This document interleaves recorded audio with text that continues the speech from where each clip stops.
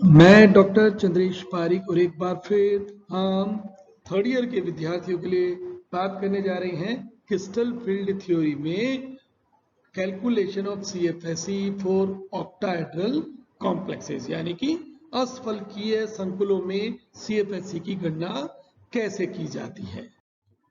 तो आइए शुरू करते हैं हम कैलकुलेशन ऑफ सीएफएसई। थोड़ा सा रिकैप करते हैं कि जब भी हम सीएफएसई को कैलकुलेट करेंगे ना, तो हमारे पास में दो कंडीशन होगी। कौन सी होगी कि हमें लिगेंड को पहचानने के बाद आपको ये तो पता करना ही होगा कि अगर 6 लिगेंड है तो ऑक्टाहेड्रल कॉम्प्लेक्स होगा, 4 लिगेंड है तो टेट्राहेड्रल होगा। लेकिन फिर भी दो कंडीशन होगी। कौन सी? जिसको हम कहते हैं दो कंडीशन, और वो दोनों कौन सी है? Del zero is greater than P और del zero is less than P. Del zero greater than P का मतलब क्या हो गया कि हमारे पास जो डीटी स्प्लिटिंग एनर्जी है उसकी वैल्यू पेयरिंग एनर्जी से ज्यादा है। तो कौन से कॉम्प्लेक्स बनेंगे? हमने कहा साहब लो स्पिन बनेंगे। कब बनते हैं लो स्पिन? लो स्पिन तब बनते हैं जबकि लिगेंड कैसा होगा? लिगेंड कैसा हो? हम कहते हैं कि ये तभी बनेंगे जबकि लिगेंड हमारे पास में स्ट्रॉन्ग होगा। जब लिगेंड स्ट्रॉन्ग होता है ना तो स्प्लिटिंग ज्यादा होती है, तब हम कहते हैं del zero is greater than P. जैसे स्ट्रॉन्ग लिगेंड लिया तो ये वैल्यू इतनी आई, ठीक है, तो हम कहेंगे del zero is greater than P. दूसरे केस में हम कहते हैं हाई स्पिन के केस हो, हाई स्पिन का केस से क्या मतलब है? हाई स्पिन का मतलब हुआ del zero is less than P. कब होगा? लिगेंड कैसा होगा?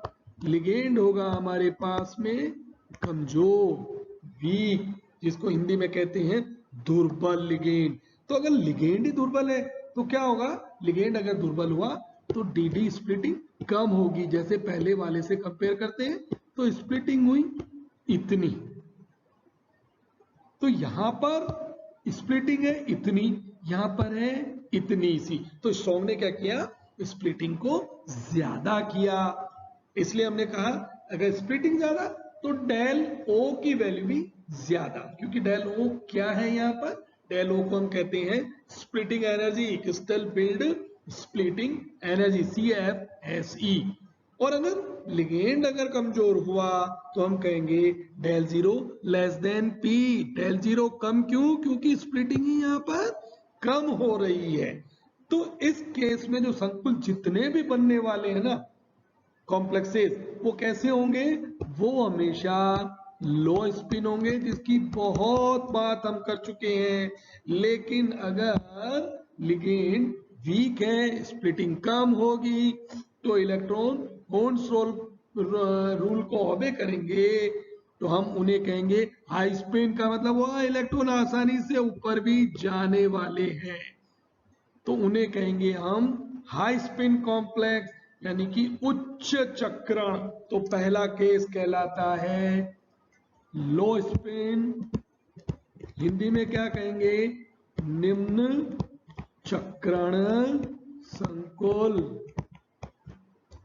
दूसरे केस में क्या हो गया? अब निम्न चक्रण को इस तरह से भी समझे कि जबकि इलेक्ट्रॉन सारे नीचे रहने की कोशिश करते हैं, यानी कि इलेक्ट्रॉन्स की पेयरिंग होने वाली है। और दूसरे केस में जबकि लिगेंड वीक होगा तो हुंस रूल को ओबे करेगा।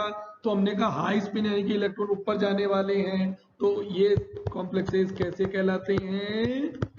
हाई स्पिन कॉम्प्लेक्सेस, या उसे हिंदी में क्या कहेंगे? उच्च चक्रण संकुल। तो इस तरह से हमें लिगेंड को पहचानना पड़ेगा। देखो क्या करना होगा, सबसे पहले पहचानिए नंबर ऑफ लिगेंड कितने हैं। 6 हैं तो ऑक्टाहेड्रल, और दूसरे केस में अगर लिगेंड हमारे पास में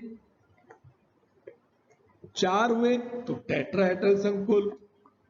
फिर दूसरे केस में हम क्या करेंगे? हम लिगेंड को आइडेंटिफाई करेंगे कि साहब लिगेंड कैसा है, यानी कि लिगेंड स्ट्रॉन्ग है या वीक है, तो इलेक्ट्रॉन्स की फिलिंग डिटरमाइन हो जाएगी। ये देखिएगा स्क्रीन के ऊपर, थोड़ा सा रिकैप कर रहे हैं हम कि ये आयरन का कोई एक संकुल है, अब इस संकुल को, अच्छा अगर इस तरह से आपसे पूछूं कि बताइए ये केस ऑक्टाहेड्रल का टेट्राहेड्रल का, तो बता पाएंगे क्या? बिल्कुल सही, पहचान लेंगे ना। कैसे पहचानेंगे? क्योंकि T2G यहाँ कहाँ आ रहा है? T2G साहब यहाँ पर नीचे आ रहा है, EG ऊपर आ रहा है। तो जब भी T2G नीचे EG ऊपर, तो कॉम्प्लेक्स कौन सा हुआ? वो ऑक्टाहेड्रल का कॉम्प्लेक्स होगा, यानी कि अष्टफलकीय संकुल होगा। तो यहाँ पर एक कोशिश की है रिकैप करने की भी, पहचानने की भी, कि पहले केस में मेटल के 5 d इलेक्ट्रॉन थे, तो केस हुआ D5। फिर क्या हो गया? लिगेंड इसके पास में आए। अब कहने की जरूरत नहीं होनी चाहिए कि 6 लिगेंड आ रहे हैं अष्टफल के, तो 6 लिगेंड जब आए तो रिपल्शन हुआ, उससे थोड़ी सी वैल्यू बढ़ी। तो ये रिपल्शन की वजह से कुछ वैल्यू बढ़ी है, लेकिन यहाँ पर अभी भी सारे पांचों d ऑर्बिटल की एनर्जी बिल्कुल सिमिलर है। पांचों d ऑर्बिटल कौन सा? dxy, dyz, dzx, dx2-y2 और dz2। स्क्वायर नहीं कहना है हमें, वो गलत होता है, वो केमिकल टर्मिनोलॉजी बिल्कुल नहीं है। तो यहां पर इस केस में अभी भी डीजनरेट ऑर्बिटल तो हैं, संभ्रंश कक्षक हैं, लेकिन रिपल्शन की वजह से कुछ एनर्जी इनकी ज्यादा है, क्योंकि वो मेटल के संपर्क में सीधा सीधा आ चुके हैं। फिर उसके बाद में लिगेंड जब और पास में आता तो रिपल्शन बढ़ जाता है। और जैसा कि हमने बार बार बात की है कि इस केस को हम क्या कहेंगे? इसे हम कहेंगे ऑक्टाहेड्रल में डी स्प्लिटिंग। और साथ में वैल्यूज देखिए क्या क्या हो गई, कि हमारे पास में वैल्यूज हुई है दो तरह की, 0.6 डेलो, 0.4 डेलो। फिर से बता दूं, 1 del O is equals to 10 D cube. ये हमें हमेशा ध्यान रखना होगा, जब भी कन्वर्जन होगा तो हमें ध्यान रखना होगा कि वो वैल्यू डेल ओ में दे रहा है या डी क्यू में दे रहा है, तो हमें उसे कन्वर्ट करना होगा। तो ये एक व्यवस्था बनी है, किस कंडीशन की? ये व्यवस्था बनी है अष्टफलकीय संकुलों के बनने की। और अब तैयार हो जाइए CFSE को कैलकुलेट करने के लिए। तो हम सबसे पहले अष्टफलकीय संकुल को लेंगे। तो अष्टफलकीय संकुल के लिए CFSE को कैलकुलेट कैसे करते हैं? हमारे पास में फॉर्मूला है कुछ ऐसा। ये हुआ क्रिस्टल फील्ड स्टेबिलाईजेशन एनर्जी। देखिए CFSE होना था और गलती से ये हुआ है कुछ ऐसा, इसे हम क्या कहते हैं? CFSE, ना कि CSFE, crystal field stabilisation energy, स्थायीकरण ऊर्जा। इसका मतलब भी अपने आप में क्लियर है कि ये स्थायीकरण को बताती है, यानी कि वो क्रिस्टल कितना स्टेबल होगा। जितनी ज्यादा CFSE की वैल्यू, क्रिस्टल उतना ज्यादा स्टेबिलाईज होने वाला है। ठीक है, तो फॉर्मूला है हमारे पास में -0.4 into M T2G plus 0.6 NEG डेलो प्लस NP। इसका मतलब फॉर्मूला पहले से हम बात कर चुके हैं, फिर से रिकैप करते हैं थोड़ा सा कि किस टर्म का क्या मतलब। M वे इलेक्ट्रॉन्स हैं जो कि T2G ऑर्बिटल में है, जबकि ये N वो इलेक्ट्रॉन है जो कि EG ऑर्बिटल्स में है। ये वाला जो टर्म है ना, ये पेयरिंग एनर्जी को बताता है, जहां पर N युग्मित इलेक्ट्रॉन्स की संख्या है, कि कितने ऐसे पेयर हैं जो लिगेंड के द्वारा हुए। ध्यान रखना, हमने डिटेल में बहुत सारी बात कर ली है, लेकिन फिर से हम बात कर रहे हैं कि NP सिर्फ और सिर्फ किसके लिए आने वाला है? ये सिर्फ और सिर्फ स्ट्रॉन्ग लिगेंड के लिए ही आने वाला है। वीक लिगेंड के लिए हम NP की बात बिल्कुल नहीं करेंगे। तो ये है हमारे पास में फॉर्मूला कुछ ऐसा। इसके बाद हम अब एग्जाम्पल्स लेकर इसे समझने की कोशिश करते हैं। देखिए, ये हमने लिया पहला केस। पहले केस में क्या है, हम दोनों केसेस को एक साथ लेते जाएंगे। तो जल्दी से अपना कॉपी और पेन उठाइए और लिखने के लिए तैयार हो जाइए। फॉर्मूला हमारे पास में ऊपर दे दिया है। पहला केस हमने लिया कि जब साहब मेटल के पास में सिर्फ एक ही इलेक्ट्रॉन है, यानी कि अरेंजमेंट कैसा हुआ? D1 जैसा। अब D1 में दो तरह की व्यवस्थाएं हो सकती हैं, या तो लिगेंड स्ट्रॉन्ग हो या फिर लिगेंड वीक हो। अब अगर स्ट्रॉन्ग लिगेंड होगा तो हमने कहा था del zero is greater than B, splitting ज्यादा होगी। तो पहला वाला केस हमेशा स्ट्रॉन्ग को बता रहा है, जहां पर स्प्लिटिंग क्या हो रही है, स्प्लिटिंग ये देखिएगा ये बहुत ज्यादा है। दूसरा केस वीक को बताता है, क्योंकि यहां पर स्प्लिटिंग सिर्फ और सिर्फ इतनी सी है। तो इस केस में D1 में अगर लिगेंड स्ट्रॉन्ग है तो वो भी नीचे, और वीक लिगेंड लिया तो भी नीचे, यानी कि कोई फर्क पड़ने ही नहीं वाला, नीचे है एक इलेक्ट्रॉन। तो CFSE की वैल्यू कैसी हो जाएगी, CFSE की वैल्यू हम कहते हैं D1 के लिए हो जाएगी कुछ ऐसी। तो फॉर्मूले में जाइए, जो इलेक्ट्रॉन है वो कहाँ गया, नीचे वाले ऑर्बिटल्स में, जिसको हमने क्या कहा है, हमने कहा साहब ये T2G है और ऊपर वाला EG है। तो T2G में कितना इलेक्ट्रॉन, यहाँ T2G में अपने पास में है एक इलेक्ट्रॉन। तो CFSE कितनी हो गई, M की वैल्यू 1। 0.4 मैंने क्यों लिया है, क्योंकि ये नीचे वाला पार्ट है, साथ में माइनस भी है, ध्यान रखना है, ठीक है। तो ये इस फॉर्मूले में हमने रखा, वैल्यू आ गई है 0.4 del of O, 0.4 del O, और ये वैल्यू भी किस में आएगी, माइनस में आएगी, ठीक है। ये हमने यूज में लिया। एनपी की वैल्यू 0 ही होगी, क्योंकि कोई भी युग्मित इलेक्ट्रॉन नहीं है, इजी में भी कोई इलेक्ट्रॉन नहीं है।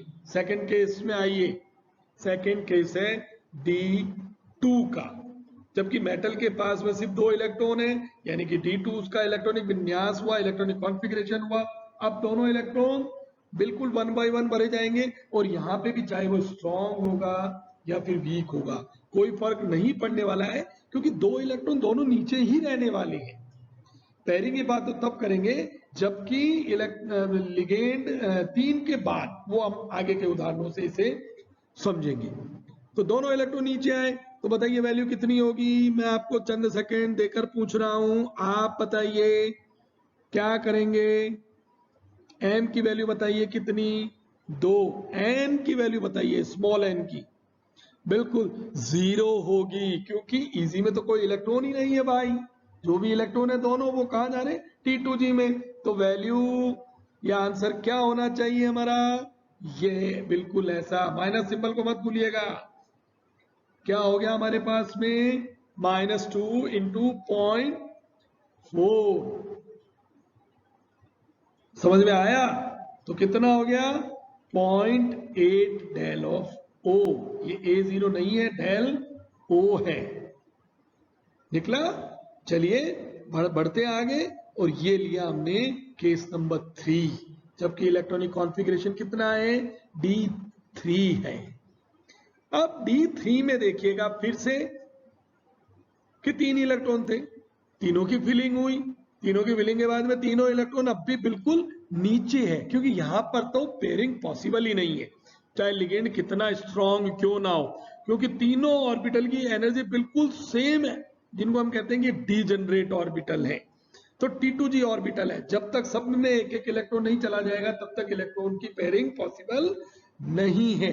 अगर आपने गलती से पेयरिंग कर दी तो वो गलत हो जाएगा, क्योंकि समभ्रंश कक्षकों के लिए हमारे पास में रूल है। समभ्रंश यानी कि डीजेनरेट ऑर्बिटल क्या कहता है उसका रूल, कि जब तक सारे ऑर्बिटल्स में एक एक इलेक्ट्रॉन नहीं चला जाता तब तक इलेक्ट्रॉन्स की पेयरिंग पॉसिबल नहीं होती, ठीक है। तो इलेक्ट्रॉन का युग्मन तब तक नहीं होता जब तक कि सभी कक्षकों में एक एक इलेक्ट्रॉन ना आ जाए। तो 3 इलेक्ट्रॉन, अब चाहे लिगेंड स्ट्रॉन्ग होगा या वीक होगा कोई फर्क नहीं पड़ेगा। तो अब बताइए स्मॉल m की T2G के अंदर 3 इलेक्ट्रॉन है, तो m की वैल्यू कितनी हुई, 3 हुई। बताइए स्मॉल n की वैल्यू कितनी हुई, 0। n की वैल्यू 0 क्यों, क्योंकि इजी में कोई इलेक्ट्रॉन नहीं है। बताइए Np की वैल्यू कितनी होगी, साहब यहां पर भी 0 होगी, क्योंकि इलेक्ट्रॉन का कोई युग्मन नहीं है। तो हमने कहा CFSE कितनी हुई, माइनस का 0.3, सब में माइनस है, ये वैल्यू किस में आ रही है, -0.4 डेल ऑफ O। O क्यों लगा रहे हैं, ऑक्टाहेड्रल के लिए, यहां पर हो गया -0.8 डेल ऑफ ओ। नेक्स्ट में कितना हुआ -1.2 डेल ऑफ ओ। ठीक है, तो ये व्यवस्थाएं हो गई है हमारे पास में D1, D2, D3 की। तो क्या कंक्लूजन निकला सारांश, क्या निकला कि लिगेंड चाहे स्ट्रॉन्ग हो या वीक हो, ऑक्टाहेड्रल के लिए कोई CFSE में फर्क नहीं पड़ता है। कब तक? D1 से लेकर D3 तक की व्यवस्था में, यानी कि D1 से D3 तक लिगेंड के ऊपर डिपेंड ही नहीं करता, क्योंकि इलेक्ट्रॉन की पेयरिंग वहां पर पॉसिबल नहीं है। तो D1 से लेकर D3 तक तो हमने कह दिया कि साहब लिगेंड के ऊपर डिपेंड नहीं करता, वो चाहे वीक होगा या स्ट्रॉन्ग होगा। आगे देखते हैं हम क्या होता है। फिर से हमने फॉर्मूला लिखा है, ये मैंने सारे केसेस एक साथ लिए। कौन से केस? D4, D5, D6 और D7। ध्यान रखिएगा, पहला जो पार्ट होगा ना, जहां पर स्प्लिटिंग या गैप बहुत ज्यादा है, कहां है वो? ये दिखाई देता है यहां पर। ये वाला पार्ट ज्यादा है तो किसका होगा? हमेशा स्ट्रॉन्ग का होगा। दूसरा वाला पार्ट छोटा है तो वो किसका होगा? हम कहते हैं वो वीक का होगा। तो पहला केस लेफ्ट साइड वाला स्ट्रॉन्ग लिगेंड के लिए, दूसरा केस वीक लिगेंड के लिए राइट हैंड साइड के लिए। CFSE को कैलकुलेट करते हैं D4 के लिए। तो जब स्ट्रॉन्ग है तो क्या हुआ? स्ट्रॉन्ग का मतलब अब इलेक्ट्रॉन ऊपर नहीं जा सकता, हम कहते हैं सारे इलेक्ट्रॉन नीचे। तो संकोल नाम भी दे देते हैं कि कौन सा हुआ? लो स्पिन, निम्न चक्रण, क्योंकि स्पिन सारी नीचे, इलेक्ट्रॉन सारे नीचे रह गए। नीचे क्यों रह गए? क्योंकि ऊपर नहीं जा पाएंगे भाई, एनर्जी गैप ज्यादा हो गया T2G के मध्य का। लेकिन अब केस बदल गया। क्या? कब इलेक्ट्रॉन की पेयरिंग हो गई, और पेयरिंग किसकी वजह से? वो इंड्यूस हुई है लिगेंड की वजह से। तो जो कैपिटल एन है ना, ये वाला कैपिटल एन जिसकी हमने बात की थी पेयरिंग एनर्जी वाला, इसकी वैल्यू कितनी हो जाएगी? इसकी वैल्यू हो जाती है बिल्कुल 1। तो पहले केस में, इस वाले केस में जो कैपिटल एन है वो हो गया 1। लेकिन इलेक्ट्रॉन कितने हो गए? इलेक्ट्रॉन अभी T2G में ही है। तो D4 के लिए क्या हुआ? चारों इलेक्ट्रॉन T2G में, तो वैल्यू कितनी हो गई कि माइनस का 4 इंटू 0.4, तो 1.6 डेल ऑफ ओ। ठीक है। सेकंड केस में जबकि लिगेंड अब वीक हुआ, तो अगर लिगेंड वीक हो गया तो क्या हो गया? हुंड के रूल की अनुपालना होगी, डी स्प्लिटिंग। अब इलेक्ट्रॉन पेयर नहीं होगा, वो कहेगा भाई मैं क्यों पेयर हूं, मैं आराम से खाली जगह जाऊंगा ना, मुझे एक ही तो जंप लगानी है। छोटी सी जंप की उसने, उसके लिए इतनी एनर्जी उसके पास में है कि वो T2G से EG में चला गया, और इलेक्ट्रॉनिक कॉन्फ़िगरेशन क्या हो गया? T2G में 3 और EG में 1 इलेक्ट्रॉन अपने पास में रह गया। तो इस केस में अब जो स्मॉल m की वैल्यू वो तो ही 3, तो हमने कहा 3 इंटू 0.4, लेकिन साथ में क्या हुआ है कि ऊपर भी एक है। तो EG में अगर एक इलेक्ट्रॉन हुआ तो हम क्या कहेंगे? 0.6 इंटू 1। थोड़ा सा सिंबल से यहां से कंफ्यूज मत होना, यहां के सिंबल से कंफ्यूज मत होना, क्योंकि ओवरऑल एनर्जी किस में जाने वाली है? ओवरऑल एनर्जी नेगेटिव रहने वाली है। ठीक है। तो एनर्जी कितने, तो CFSE कैलकुलेट कैसे हो गया? हमने कहा साहब हाई स्पिन कॉम्प्लेक्स है तो वैल्यू 0.6, और लो स्पिन है तो 1.6 माइनस में। ऊपर वाला भी किस में था? माइनस में प्लस में, वो भी माइनस में ही है, तो माइनस का 0.6 पहले केस में, और 1.6 माइनस का सेकंड केस में। माइनस का मतलब ये हो गया कि एनर्जी क्या हो गई? स्टेबिलिटी की तरफ है, नीचे ही नीचे इलेक्ट्रॉन है, यानी कि नीचे उस कॉम्प्लेक्स से निकलने वाली है जो कि उसको स्टेबिलाईज करेगी। सेकंड केस में आते हैं D5 में। अब D5 में क्या हो गया कि इलेक्ट्रॉन हो गए 5। लिगेंड कैसा है कि साहब हमने कहा साहब लिगेंड स्ट्रॉन्ग है, यानी कि लेफ्ट साइड वाला ये वाला पार्ट है अपने पास में, तो क्या हो गया, पांचों इलेक्ट्रॉन नीचे, तो 5 4 जा कितना हो गया 2, तो आंसर कितना हो गया, हम कहते हैं कि साहब ये हो गया 2 डेल ऑफ ओ। माइनस में है वैल्यू, माइनस नहीं लिख रहे हैं क्योंकि लिबरेट हो रही है एनर्जी। सेकंड केस बहुत इंटरेस्टिंग है कि लिगेंड वीक है, तो 3 इलेक्ट्रॉन पहले तो फिल हुए हैं सारे के सारे नीचे, ये यहाँ नीचे आ गए तीनों इलेक्ट्रॉन, और चूंकि वीक है अब 2 इलेक्ट्रॉन और आने, तो दोनों कहाँ आ गए, दोनों आ गए ऊपर। तो अब वैल्यू रखिएगा, एम की वैल्यू कितनी, इस एम की वैल्यू कितनी, हमने कहा साहब 3, इस एन की वैल्यू कितनी, हमने कहा साहब कितनी है 2, दोनों वैल्यू को रखते हैं तो कितना हो गया बताइए, 1.2 माइनस 1.2 न्यूट्रलाइज हो गई 0। तो D5 के लिए हम कहते हैं CFSE की वैल्यू कितनी आएगी, तो साहब 0 आएगी। नेक्स्ट जाते हैं, हम बात करते हैं D6 की। अब 6 इलेक्ट्रॉन है, अब 6 इलेक्ट्रॉन का केस बहुत इंटरेस्टिंग हो जाता है कि सबसे पहले हमें समझना होगा कि D6 का मतलब क्या। तो थोड़ा सा मैं लेता हूं कि साहब ये D6 होगा कुछ ऐसा, ओरिजिनली D6 कैसा होगा, थोड़ा सा ऐसा हुआ है ये,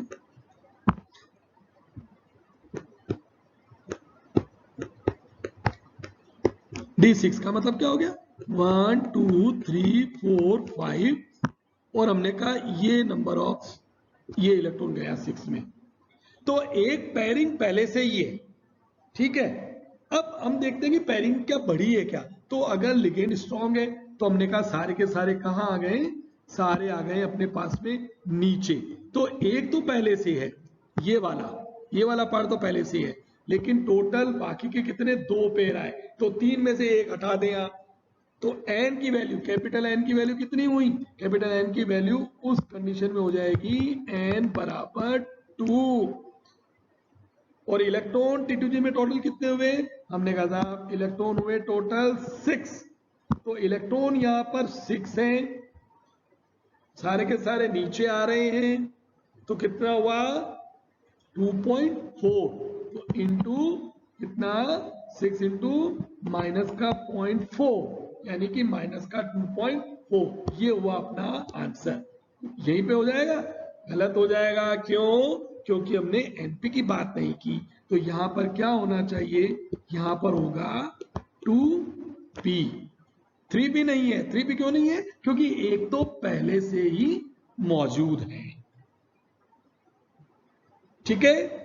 चलिए बात करते हैं, यही केस हो लेकिन D6 में लिगेंड वीक हो जाए, तो राइट हैंड साइड में आए, अब इलेक्ट्रॉन की फिलिंग कैसे होगी, इलेक्ट्रॉन की फिलिंग कैसी हो जाएगी कि साहब इलेक्ट्रॉन की फिलिंग का मतलब ये रहा, यहां पर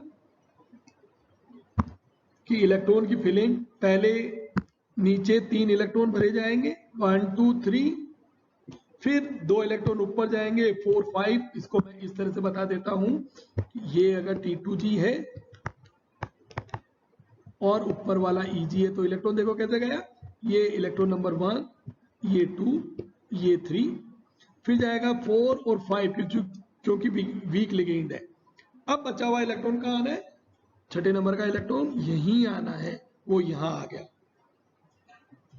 ठीक है। एक पेयरिंग पहले से है, वो पहले वाली ऐसी की ऐसी रही, तो यहां पर n की वैल्यू, कैपिटल N की वैल्यू कितनी रहेगी 0, इसलिए हमने पहले कहा था कि वीक लिगेंड के लिए पेयरिंग एनर्जी की बात हम नहीं करने वाले हैं, क्योंकि वो वीक है, उसमें इतनी कैपेसिटी नहीं है कि वो उनको और पेयर कर सके। तो अब नीचे T2G में कितने इलेक्ट्रॉन हुए 4, तो यहां पर n की वैल्यू हो गई 4, ऊपर कितने हैं EG में 2 इलेक्ट्रॉन, यानी कि इसकी वैल्यू, इस n की वैल्यू हो गई 2, तो 1.2 से कितने रिड्यूस करने वाले हैं 1.6, कितना आंसर आ गया 1.2 माइनस 1.6, आंसर हो गया 0.4 डेल ऑफ O। डिफरेंस क्या है दोनों के बीच में कि फर्स्ट केस में हमें हमेशा लिखना पड़ेगा 2p, जबकि यहां पर हम कहेंगे 0 होगी, ठीक है ना। चलिए बात करते हैं हम अब नेक्स्ट। तो अब तक हमने बात की है D1 से लेकर D7 तक के इलेक्ट्रॉनिक विन्यास की, जिसमें सबसे इंपॉर्टेंट बात क्या रही कि इलेक्ट्रॉनिक विन्यास अगर D1, D2, D3 होगा तो लिगेंड चाहे स्ट्रॉन्ग है या वीक है वो CFSE को कोई चेंज नहीं लाएगा, क्योंकि इजी में कोई इलेक्ट्रॉन है ही नहीं और पेयरिंग एनर्जी 0 है। लेकिन अगर D4, D5, D6 और D7 है तो वीक और स्ट्रॉन्ग लिगेंड से बिल्कुल फर्क पड़ने वाला है। उसके बाद में हम बात करेंगे अगली व्यवस्था हमारी D8, D9 और D10, ये सामने है। अब देखिएगा D10 व्यवस्था को पहले हम देख लेते हैं। तो सबसे पहले अच्छा ये रहता है कि हम इसे बनाते हैं हम। ये हमारे पास में हमने लिया नहीं ये कुछ ये हम लेते हैं D8, फिर इसी को आगे आप एक्सटेंड कीजिएगा D9, 10 तक। कितने फिल करने हैं हमें? D8 यानी कि 8 इलेक्ट्रॉन। तो 1, 2, 3, 4 और ये 5। अब आना है कौन सा इलेक्ट्रॉन? हमारे पास में नेक्स्ट इलेक्ट्रॉन्स आने हैं। हम कहते हैं ये 6, ये 7 और ये 8। तो 3 युग्मित इलेक्ट्रॉन तो पहले से हैं, तो n की जो भी वैल्यू आती है हम कहेंगे पहले तो 3 है ही, 3 युग्मित है। अब लिगेंड से क्या रहेगा हमें कैलकुलेट करना होगा। तो T2G में इलेक्ट्रॉन की फिलिंग आपने की तो कुछ ऐसे हुई 1, 2, 3, 4, 5, 6, फिर ऊपर गया 7 और 8। तो पहली व्यवस्था 8, वैल्यू कितनी आती है चेक करके मुझे बताइए, वरना आंसर का इंतजार करें। सेकंड केस लीजिएगा जबकि वीक है राइट साइड में। वीक होने के केस में क्या हुआ? वीक में 6 नीचे 2 ऊपर, व्यवस्था बिल्कुल वैसी है। तो क्या कोई चेंज आएगा क्या? बिल्कुल नहीं आएगा। तो D8 में भी क्या हो गया? D8 में भी वही बातें हुई कि लिगेंड चाहे वीक है स्ट्रॉन्ग है कोई फर्क नहीं पड़ रहा है। चलिए नेक्स्ट D9 में आइए। अच्छा ये मैंने लिखे यहाँ पर 2 अनपेड, 2 अनपेड। 2 क्यों लिखे हैं? क्या 2 ही होंगे? बिल्कुल अनपेड इलेक्ट्रॉन 2 है, ये अनपेड इलेक्ट्रॉन है, वो 2 ही है। नेक्स्ट केस में आइए D9 में 9 इलेक्ट्रॉन बनने हैं ना, तो 6 नीचे और 3 ऊपर। अब चाहे लिगेंड स्ट्रॉन्ग है वीक है कोई फर्क पड़ रहा है? नहीं पड़ रहा है। तो फिलिंग वही। D10 में आते हैं। D10 में क्या हो रहा है? D10 में सब भर गए, ऊपर और नीचे सब भर जाएंगे। तो लिगेंड चाहे वीक होगा या स्ट्रॉन्ग होगा कोई फर्क नहीं पड़ेगा। ठीक है, तो अब हम इसे सारांश के तौर पर लेते हैं, ब्रीफली बात करते हैं कि क्या हो गया कि जब भी ऑक्टाहेड्रल व्यवस्था हो, ऑक्टाहेड्रल यानी कि लिगेंड 6 हो, तो D1, D2, D3 और D8, D9, D10। रिपीट करता हूं, जब भी हमारे पास में D1, D2, D3 हो या D8, D9 और D10 का इलेक्ट्रॉनिक विन्यास हो, तो लिगेंड चाहे वीक होगा स्ट्रॉन्ग होगा CFSE में कोई रोल प्ले नहीं करेगा। वैल्यू बिल्कुल सेम रहने वाली है, सिमिलर वैल्यू रहेगी। लेकिन अगर क्या व्यवस्था हो कि व्यवस्था साहब ऐसी नहीं हो, व्यवस्था हो जाए कुछ ऐसी कि D4 हो, D5 हो, D6 हो और D7 हो, तो हमें ध्यान देना पड़ेगा लिगेंड वीक है या स्ट्रॉन्ग होगा, क्योंकि दोनों ही केस में CFSE की वैल्यू चेंज हो जाएगी। ये ऑक्टाहेड्रल फील्ड में हुआ।